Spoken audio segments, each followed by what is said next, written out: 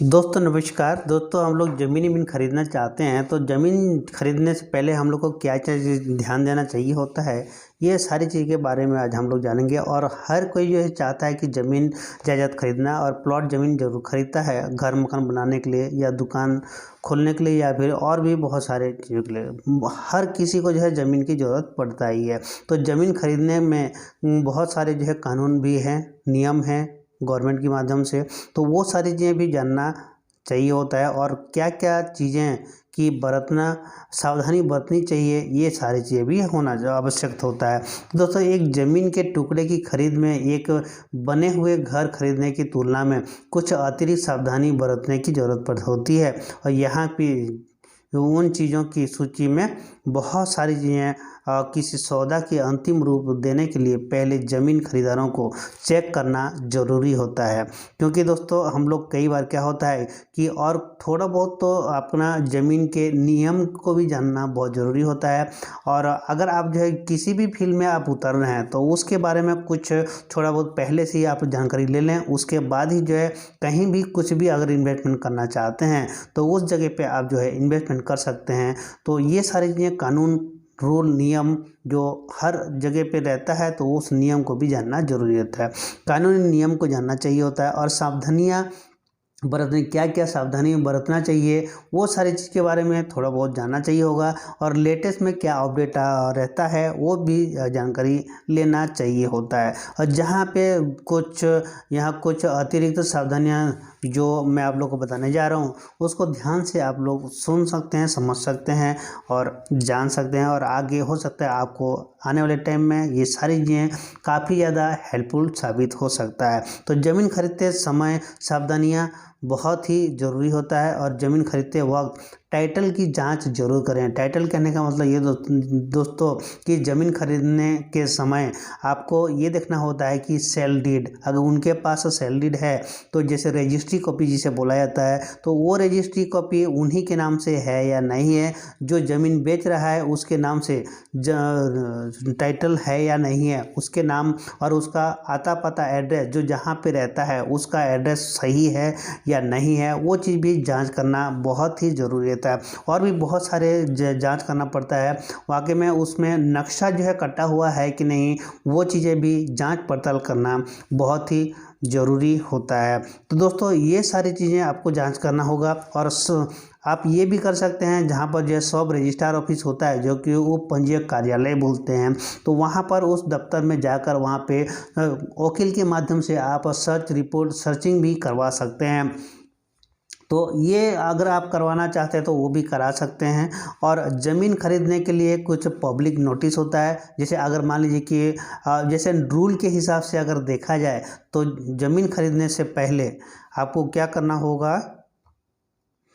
तो रूल के हिसाब से अगर आपको ज़मीन खरीदने से पहले कुछ आप जो है कर सकते हैं कि भाई जिन्होंने ज़मीन बेच रहा है उस ज़मीन का जो है वो आपको सेल डीड का छाया प्रति फोटोकॉपी तो जरूर देता है। तो उसके माध्यम से आप कह सकते हैं कि भाई मैं इस ज़मीन को जो है ख़रीद रहा हूँ, जिसमें कि अगर किसी को अगर कोई आपत्ति हो तो यहाँ पे इतने दिन के अंदर जो है आप करा सकते हैं। तो पब्लिक नोटिस जो है आप जारी करा सकते हैं। तो ये चीज़ें भी होता है। और दूसरी बात जो है पावर ऑफ अटर्नी की भी होता है। जैसे मान लीजिए कि किसी के पावर ऑफ अटर्नी के माध्यम से कोई ज़मीन खरीदा हुआ है और उसमें जैसे कि मान लीजिए कि आप उस ज़मीन को अगर लेना चाह रहे हैं तो उस जगह पे पावर ऑफ अटर्नी को भी आपको देखना जरूरी होता है कि हाँ किसने जो है पावर ऑफ अटर्नी लिया है और किसने पावर ऑफ अटर्नी दिया है और किसके माध्यम से ये ज़मीन खरीदा गया है। वो सारी चीज़ें जो है जाँच पड़ताल अच्छी तरह से कर लें, उसके बाद ही जो आप उसको प्रॉपर्टी में उस प्लॉट को ख़रीदें हैं या उस ज़मीन को ख़रीदें हैं तो आपके लिए जो है आगे चल के कोई भी दिक्कत परेशानी नहीं होती है। ज़मीन खरीदने से पहले बहुत सारी चीज़ें कोई छोटी छोटी चीज़ें जो होती हैं वो सारी चीज़ों को जांच करना बहुत ही ज़रूरी होता है दोस्तों। और भूमि रसीद के लिए मूल दस्तावेज़ों की वेरिफिकेशन भी होता है। जैसे कि आप लोगों ने देखा होगा कि जैसे ज़मीन कोई भी जिसके नाम से ज़मीन है उसके नाम से वाकई में जो है पावती कट रहा है कि नहीं कट रहा है, यानी कि टैक्स रसीद जो रसीद कट रहा है कि नहीं कट रहा है उसको भी देखना जरूरी होता है। अगर जो है रसीद कट रहा है तो कितना कट रहा है और किसके नाम से रसीद कट रहा है, जो ज़मीन बेच रहा है उसी के नाम से रसीद कट रहा है कि नहीं कट रहा है, ये चीज़ की भी आप लोग को देखना होता है। चाहे आप डायरेक्ट जो है उसको मांग सकते हैं, आप जो रसीद आप मांगेंगे जो भी पटाया हुआ है उसके पिछले साल में जो भी उसका टैक्स पटाया होगा ज़मीन का, खाली ज़मीन का भी टैक्स पड़ता है, आप सभी लोग जानते हैं। और बना बनाया मकान का भी जो टैक्स करता है रूल के नियम के अनुसार। तो वो सारी चीज़ें आप लोग मांग लें, उन रसीद मांग लें, उसको देख लें, चेक कर लें वाकई में उसने रसीद कट रहा है कि नहीं कट रहा है, उन्हीं के नाम से कट रहा है कि नहीं कट रहा है, कहीं ये ज़मीन बैंक में लोन तो नहीं है। वो सारी चीज़ें भी आपको चेक करना पड़ता है। वो चीज़ें चेक करा के आपको लेने में आपको अच्छी होती है। ज़मीन रसीद के लिए अप्रूवल व परमिशन जो मिलता है उसको देखना होता है। इसके साथ में दोस्तों ज़मीन खरीद में जो टैक्स और खाता जो उसका, जैसे मान लीजिए कि ज़मीन खरीदने में कभी कभी क्या होता है कि जो एक ठो जो है किसान की किसान की तरफ नहीं, एक ठो टैक्स पासबुक बोलते हैं, तो वो भी एक ठो मिलता है। तो वो अगर है तो उसको भी जो है आप मांग कर जो है जांच पड़ताल उसको भी आप देख सकते हैं। और दूसरी बात ये क्या होता है कि ज़मीन खरीदने में कई सारे कानून या नियम है, वो चीज़ें कि आपको थोड़ा बहुत नॉलेज आना ज़रूरी होता है। और ज़मीन की अवधि क्या है, यानी कि ज़मीन का, जैसे मान लो बना बनाया मकान है तो कहीं किसी बिल्डर ने अगर कोई मकान बनाया हुआ है और फ्लैट को बेच रहा है तो उसकी अवधि कितने साल की है वो भी चेक करना ज़रूरी होता है। वो भी चेक करके जांच पड़ताल कर लेना पहले ही चाहिए। और गिरवी रखी गई है भूमि का, जैसे कि मान लीजिए कि आपने कोई ज़मीन को जो है गिरवी रखा गया है तो उस गिरवी में जैसे मान लीजिए कि उसका समाप्त होने वाला है, जैसे लोन समाप्त होने वाला है लेकिन वो ज़मीन पहले ही बेच रहा है तो उस जगह में कितना जो है उसका लोन देना बाकी है, वो सारी चीज़ें भी आप उससे पूछ सकते हैं। और उससे जो है जिसका ज़मीन है उसको कम्प्लीटली जो है उसको पेड करने के लिए भी कहा जाता है। मान लीजिए कि अगर वो जमा नहीं कर पा रहा है तो उस जगह में क्या होता है कि जैसे आप ज़मीन खरीद रहे हैं तो जब आपका एग्रीमेंट बनता है, टोकन पेमेंट आप देते हैं, तो आपके जो टोकन पेमेंट जब आप दे देते हैं उनको, तो उस समय जो है क्या होगा कि उसके पास जब पैसा मिल जाता है तो उस पैसा में कुछ पैसा जो है वहाँ पे जो भी बैंक में जो लोन लिया हुआ रहता है, बकाया राशि रहता है, उसको जो है उसको उन्हें समाप्त करने के लिए जो है आप उसको वो बोल सकते हैं। तो ये सारी चीज़ें होता है। और ज़मीन का माप, यानी कि ज़मीन को कितना लंबाई चौड़ाई, कौन सी दिशा में कितना लंबाई है, कितना फुट है, कितना स्क्वायर फीट है, कितना एरिया है, कितना एकड़ ज़मीन है, कितना हेक्टेयर ज़मीन है, वो सारी चीज़ें माप कर ही जो है आपको हमेशा ज़मीन खरीदना चाहिए। और फ्लोर स्पेस इंडेक्स, जैसे मान लीजिए कि अगर कोई जैसे आपने जो है फ्लैट को खरीद रहे हैं तो उसका फ्लोर में स्पेस कितना इंडेक्स है, वो सारी चीज़ें भी आप देख सकते हैं, जान सकते हैं, उसको जांच पड़ताल कर लें, फिर उसके बाद लें। उसके बाद पूछे जाने वाले ये सारी चीज़ें होता है। और कई चीज़ें जो है आप लोग अगल बगल लोगों से भी पूछ सकते हैं कि जानकारी ले सकते हैं, उनके आस पड़ोस लोगों से भी जो है जानकारी पूछ सकते हैं, ले सकते हैं नॉर्मल तरीके से, जो कि अगर हम इस ज़मीन में कोई वाद विवाद वाला सिस्टम तो नहीं है, कोई लफड़ा वाला ज़मीन तो नहीं है, ये सारी चीज़ें भी आप लोग जानकारी ले सकते हैं ज़मीन खरीदने से पहले। जहाँ तक ये प्रॉपर्टी खरीदने का सवाल है तो एक खरीदार का झुकाव अक्सर प्लॉट या ज़मीन की तरफ ज़्यादा देखा जाता है दोस्तों। और इसकी सबसे बड़ी वजह यह है कि ज़मीन पर आप अपने हिसाब से अपनी मर्जी का मकान बना सकते हैं और ये आज़ादी आपको फ्लैट या अपार्टमेंट में नहीं मिल पाती है। लेकिन दोस्तों साथ ही प्लॉट खरीदने के साथ कई जोखिम भी जुड़े हुए होते हैं। तो अगर आप प्लॉट या ज़मीन के टुकड़े में इन्वेस्ट करना चाहते हैं तो हमारे तो उसके बारे में मैं कुछ आप लोग को ज़रूर बताना चाहूँगा, तो आप ध्यान से समझें। क्योंकि भूमि में निवेश करना आपको फ़ायदा होगा या नुकसान होगा, ये सारी चीज़ें भी आपको जानकारी सबसे पहले ही होना चाहिए। और हर कोई अक्सर यही चाहता है कि कहीं ना कहीं से भूमि का निवेश तभी करता है आदमी, कहीं ना कहीं से उसको फ़ायदा दिखाई देता है तभी जाके जो है वहाँ पे निवेश करता है। और ज़मीन खरीदना एक बड़ा निवेश होता है। आप सभी लोग जानते हैं कि बड़ी रकम जो है हम लोग देकर जो है ज़मीन खरीदारी करते हैं। एक ज़मीन खरीदना एक बड़ा निवेश ही होता है। इसलिए ये महत्वपूर्ण है कि आप खरीदारी करने से पहले सभी कानूनी नियमों और सावधानियों को अवगत हों, यानी कि उसके बारे में कुछ जानकारी ज़रूर हासिल कर लें, उसके बाद ही आगे कदम उठाएं। दोस्तों ज़मीन खरीदने के लिए कुछ नियम के बारे में मैं आप लोग को कुछ यहाँ पे बताना चाहूँगा, जहाँ पर जो है कानूनी नियम ये सिस्टम से है कि ज़मीन खरीदने के लिए आपको एक वैध दस्तावेज की आवश्यकता होती है, जिसे रजिस्ट्री भी कहा जाता है। और रजिस्ट्री एक सरकारी अधिकारी द्वारा की जाती है। आप सभी लोगों को जानकारी और मालूम भी है इसके बारे में। ज़मीन खरीदने के लिए आपको स्टाम्प शुल्क और अन्य करों का भुगतान भी करना पड़ता है। ये आप लोग को भली भांति जानकारी होगा। और जिन लोग को जानकारी नहीं है तो उन लोग को बता दें कि जब आप ज़मीन खरीदने जा रहे हैं तो आपको स्टाम्प शुल्क भी देना पड़ेगा। उसके साथ में कई अन्य कर या कई अन्य टैक्स भी आप लोग के माध्यम से आपे के माध्यम से ही वो भुगतान करना होता है। ज़मीन खरीदने से पहले आपको ये सुनिश्चित करना चाहिए कि ज़मीन पर कोई ऋण नहीं है। जिस ज़मीन को आप ले रहे हैं उस ज़मीन पर कोई भी ऋण नहीं होना चाहिए। और ज़मीन खरीदने से पहले आपको ये भी सुनिश्चित करना चाहिए कि ज़मीन का कोई भी विवाद ना हुआ हो, नहीं है। ठीक है। अब बात करते हैं सावधानियां। कई चीज़ें, छोटी छोटी चीज़ों को भी सावधानी आप लोगों को देख कर जो है आपको सुनिश्चित करना चाहिए, तभी जाके आप जो डिसीजन ले सकते हैं कि ज़मीन खरीदने के लिए। तो ज़मीन खरीदने से पहले ज़मीन का निरीक्षण अच्छी तरह से करें और ये सुनिश्चित करें कि ज़मीन अच्छी स्थिति में है, हाँ, लेने लायक है। जब आपको सही से लगे कि हाँ ये ज़मीन हर तरफ से जो है साफ़ है, क्लियर है, तब आपको आगे चल के अगर इस ज़मीन को हम लेंगे तो हमें कोई भी दिक्कत परेशानी नहीं होगा। अगर इस टाइप का लग रहा है तो उस जगह में आप जो है उस ज़मीन को लेने के लिए जो है आप सजेशन या आप जो सुनिश्चित कर सकते हैं।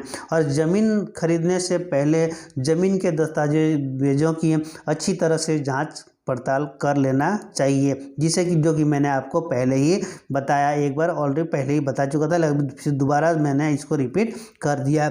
और ज़मीन खरीदने से पहले विक्रेता के बारे में जानकारी भी प्राप्त कर लें कि ज़मीन जो बेचने वाला व्यक्ति है वो किस प्रकार का ज़मीन है, कहीं फ्रॉड टाइप का व्यक्ति तो नहीं है, लेन देन में कहीं घपलाबाजी तो नहीं करता है।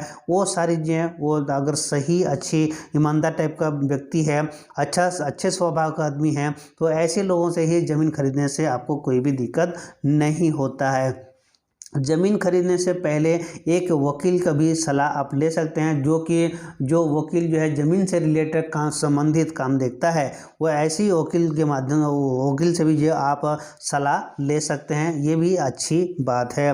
और दोस्तों यहाँ पे सरकार ने एक नया नियम भी लागू किया है, जिसके तहत ज़मीन की खरीदारी के लिए विक्रेता को अपना पैन कार्ड या फार्म नंबर 16 भी दिखाना पड़ता है। और कई बार क्या होता है कि सरकार ने एक और नियम लागू किया है कि जिसके तहत ज़मीन की रजिस्ट्री के लिए खरीदार को भी अपना पैन कार्ड दिखाना होता है। जो बेचने वाला है उसका फार्म का पैन कार्ड नंबर और उनका फार्म 16 नंबर वो भी, और जो खरीद रहा है उसका भी पैन कार्ड नंबर को भी दिखाना पड़ता है यहाँ पर, और लगता भी है जब रजिस्ट्री कराते हैं उस समय। और इस नियमों और सावधानियों का पालन करके आप ज़मीन खरीदने में होने वाली किसी भी कानूनी समस्या से आप लोग बच सकते हैं। और भी यहाँ कुछ और अतिरिक्त सावधानियाँ जो मैं आप लोग को बताने जा रहा हूँ, जिसे आप इसको भी जो आपको जानना समय समय पर ज़मीन खरीदते समय जानना ज़रूरी होता है। तो ज़मीन खरीदने से पहले क्षेत्र की संपत्ति बाजार की स्थिति के बारे में भी जानकारी प्राप्त कर लें कि किस एरिया में कितना ज़मीन है, और जिस एरिया में आप ज़मीन खरीद रहे हैं उस एरिया का जो बाज़ार मूल्य, संपत्ति बाज़ार मूल्य कितना है, वो भी आप जानकारी जानकारी ले सकते हैं, निकाल सकते हैं। अगर आपको जानकारी नहीं है तो रजिस्ट्रार ऑफिस में जाकर, वो पंजीयक कार्यालय में जाकर वहाँ भी आप वहाँ पे उनको गाइडलाइन मांग कर देख कर वहाँ से आप जानकारी ले सकते हैं। चाहे तो आप ऑनलाइन तरीके से भी जो है, हर किसी भी स्टेट में आप रहते हैं तो ऑनलाइन तरीके से भी जो है आप जानकारी ले सकते हैं कि कौन सी एरिया का ज़मीन कितना रेट चल रहा है, उसकी जानकारी होना ज़रूरी होता है। उसी के आधार पर जो है आप ज़मीन का सौदा कर सकते हैं। ज़मीन खरीदने से पहले ये भी सुनिश्चित करें कि ज़मीन का मूल्यांकन किया जा गया है कितना, है ना। और दोस्तों, ज़मीन खरीदने से पहले एक समझौता पत्र पर हस्ताक्षर जरूर करा लें, जिसे हम लोग बोलते हैं समझौता पत्र, यानी कि एग्रीमेंट। जो हम लोग ज़मीन खरीदने से पहले जो है, जो भी लेन देन की बात होती है, सारी चीज़ें समझौता पत्र में लिखा जाता है, जिसे हम लोग एग्रीमेंट के नाम से जानते हैं। और एग्रीमेंट में सारा चीज़ें लिखा हुआ रहता है। उसी में जो है टोकन पेमेंट भी जो वहाँ पे दिया जाता है। ठीक है दोस्तों, तो ये सारी चीज़ें होता है कि एडवांस पेमेंट जिसे हम लोग बोलते हैं, तो वो सब जो टोकन मनी, जैसे हम लोग एडवांस जो पेमेंट देते हैं उसको टोकन मनी भी कहा जाता है। तो टोकन मनी लगभग करीब जो है 5% से लेकर जो है 20% के बीच में ही आपको जो है देना होता है ज़्यादातर।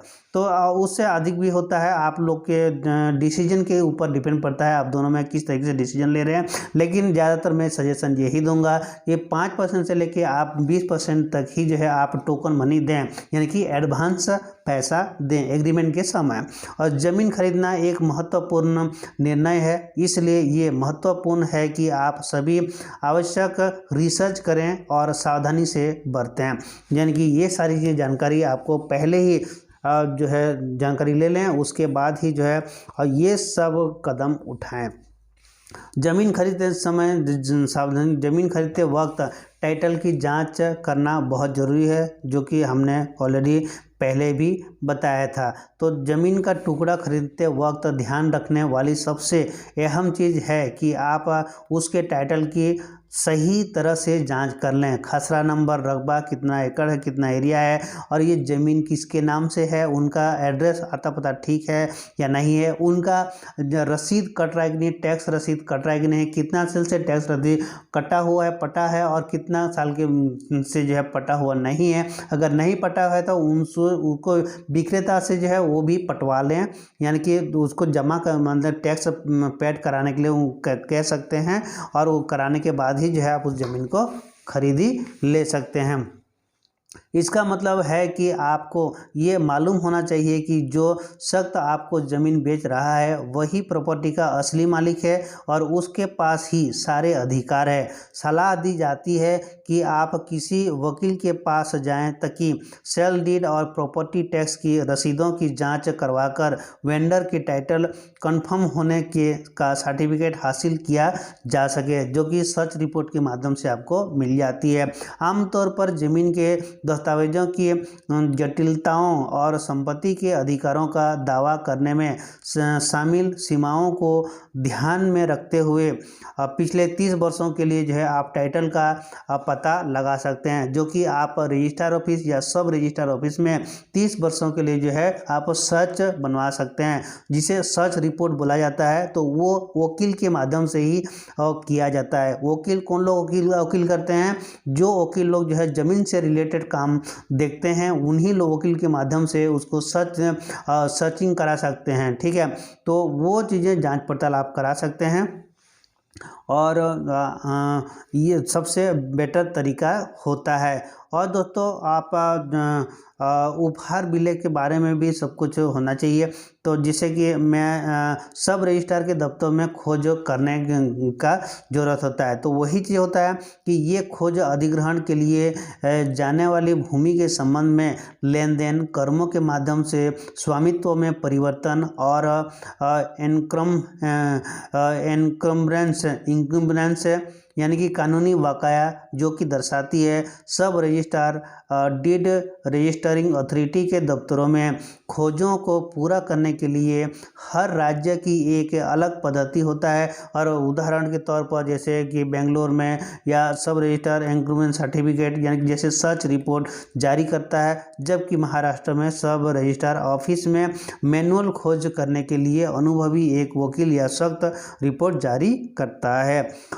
किसी को प्रॉपर्टी सौदे से पहले कानूनी दस्तावेजों के लिए संबंधित अधिकारियों से भी जांच पड़ताल कर लेना चाहिए। संबंधित अधिकारी कहने का मतलब एरिया का जो है अमीन या पटवारी होते हैं, उन लोग से भी जो है आप लोग जांच पड़ताल कर सकते हैं उस ज़मीन का। जैसे कि जब आप किसी से ज़मीन खरीदते हैं तो वो जब फोटोकॉपी देता है, रजिस्ट्री का, सैलरी का फोटोकॉपी देता है, छाया प्रति, तो उसको ले जाकर आप तहसील ऑफिस में जाकर वहाँ पर अमीन या पटवारी होते हैं, उनसे भी जो है आप जो उस ज़मीन के बारे में जाँच पड़ताल कर सकते हैं। बहुत सारी चीज़ें होता है जो कि जाँच पड़ताल करने का तरीका, लेकिन बहुत सारे लोग जो है ये सारी चीज़ें कानूनी तरीके से जो है नहीं करते हैं और कई बार क्या होता है कि जल्दीबाजी में भी ज़मीनें में ले लिया जाता है। अक्सर वैसे भी देखा जाता है कि अगर उनके आस पड़ोस अगल बगल के लोगों से भी पता करने से भी ज़मीन का पता चल जाता है कि वो ज़मीन कैसा है, किस तरीके से है, वो सारी चीज़ें भी जानकारी मिल जाती है। तो वहीं से भी जो है लोग संतुष्टि होकर आगे ज़मीन एक सौदा करने के लिए जो है सहमत हो जाते हैं या राज़ी हो जाते हैं। तो इस तरीके से बहुत सारे कानूनी होता है दोस्तों, तो ये सारी चीज़ें जाँच करना बहुत ज़रूरी होता है। जानकारी लेने के अच्छी तरह से कभी भी आप ज़मीन जायदाद खरीद रहे हैं तो आपको अच्छी तरह से पूरा आपसे अपनी आत्मा से संतुष्टि मिलना चाहिए कि हाँ वाकई में ये ज़मीन अगर हम लेंगे तो आगे चल के हमें कोई भी दिक्कत परेशानी नहीं होगा। इस तरीके से अगर आपको लग रहा है तो उस जगह में आप जो है उस ज़मीन का सौदा या उस ज़मीन का जो है आप डीलिंग कर सकते हैं। दोस्तों आज ये इतने बोलते हैं।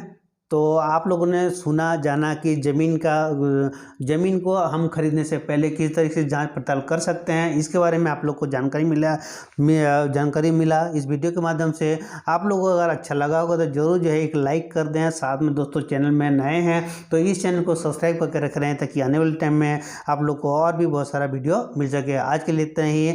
जय हिंद, वंदे मातरम।